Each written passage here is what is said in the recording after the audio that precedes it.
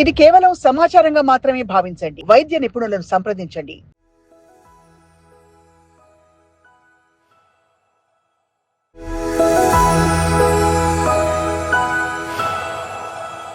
But పొద్దున లేవగానే explain చేయలేని ఫెటీగ్, నొప్పులు, బోన్లో నొప్పులు, అంటే షోల్డర్లో సడన్గా బోన్ నొప్పెడుతుంది, లేదు ఇంకేదో పట్టేసింది, ఇవన్నీ ఎందుకు అవుతాయి doctor Adarsh? So when you have a vague pain in the body అండి, అంటే ఎగ్జాక్ట్గా పిన్ పాయింట్ చేయలేకపోతున్నాం, ఎక్కడో పెయిన్ వస్తుంది బాడీలో, ఇక్కడ వేగ్గా ఉంటే యూజువల్గా అది విటమిన్ డి డెఫిషియన్సీ వల్ల అయి ఉండొచ్చు.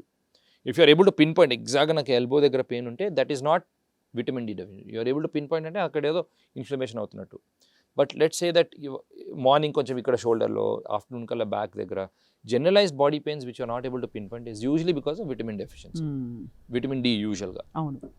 సో ఆ vitamin D deficiency by default ఉందని అనుకోవాలా? దాన్ని ఎక్కువ తీసేసుకుంటే టాక్సిసిటీ ఏమైనా వస్తుందా? ఏదైనా ఎక్స్ట్రా తీసుకుంటే ఇట్స్ నాట్ గుడ్ అండి. Nothing in extremes is good. So what I suggest is, ఎప్పుడైనా ఇట్లాంటి వేగ్ పెయిన్స్ ఉంటే ఒకసారి ఆర్థోపెడిక్ సర్జన్ లేకపోతే ఫిజిషియన్కి చూపించుకుంటే టూ థింగ్స్ చేయొచ్చు. One is the vitamin D test చేయొచ్చు, సీరం బ్లడ్ లెవెల్స్ చూసుకోవచ్చు, అండ్ బోన్ డెన్సిటీ స్కాన్ ఒకటి ఉంటుంది. క్విక్గా 5-10 మినిట్స్ స్కాన్, మొత్తం బాడీని స్కాన్ చేసేసి ఆ బోన్ డెన్సిటీ ఎంతో చెప్తుంది. ఆస్టియోపోరోసిస్ ఉందా, నార్మల్ బోన్ స్ట్రెంత్ ఉందా, దాన్ని బట్టి మనం we can start supplements. But without checking levels better not to start supplements ఎప్పుడైనా. సో ఈ లెవెల్స్ అని చెక్ చేసుకుని దాన్ని బట్టి, ఇప్పుడు for example very very low ఉంది అనుకోండి, చాలా సివియర్లీ డెఫిషియెంట్ అంటే 60,000 యూనిట్స్ ఒక ఉంటుంది, మీరు వింటారు, capsules and sashes, Uprise D3 లాగా. So these are weekly 1 tablet. Let's say moderately deficient ఉంది అనుకోండి, you give a much smaller dose అట్లా అనమాట. So better to check your baseline levels, then take the supplements. Doctor Adarsh, ఒక విచిత్ర question. Vitamin D3 deficiency ఉంటూ excess levels of calcium ఉండొచ్చా? ఉండొచ్చండి. So that's a good question. ఎందుకంటే చాలా మందికి విటమిన్ డి అంటే ఏంటో తెలియదు. How does vitamin D help? ఇప్పుడు 90% of people know that calcium is important. Calcium ఏంటి? ఇట్స్ లైక్ బోన్స్కి బ్రిక్స్ లాగా. బ్రిక్స్ ఉంటే బిల్డింగ్ స్ట్రాంగ్ ఉంటుంది, ఆర్ సిమెంట్ అనుకోండి. సో ఆ కాల్షియం బోన్స్కి చేరాలి. సో కాల్షియం తీసుకుంటే బోన్స్కి మంచిదని తెలుసు.